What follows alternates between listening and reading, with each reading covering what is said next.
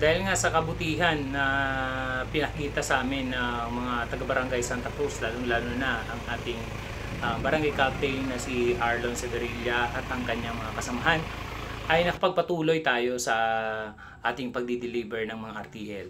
So dito nga sa Matnog, Sorsogon ay dali-dali na kaming nag-assemble ng layer cages para lang makahabol sa aming biyahe, mahabol ang barko na papuntang Samar.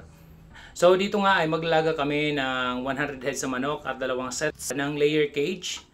Hindi kayo nagkamali sa pagpili ng inyong supplier.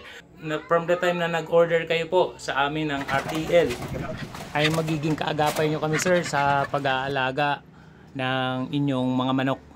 Meron po tayong mga technician sa Visayas at Mindanao upang matulungan kayo sa pag-aalaga ng mga manok. So pwede rin po kayong tumawag o mag-text sa aking numero o kaya naman sa aking messenger account para sa agarang solusyon, kasagutan sa inyong mga katanungan. Okay, so ayan nga ay ready na yung ating mga RTL, malulusog, mapuputi at napaka-healthy ng ating mga RTL. So sana mapagbuti ninyo ng lubos ang poultry business. Ayan po, maraming salamat po at pagpalain po tayong lahat.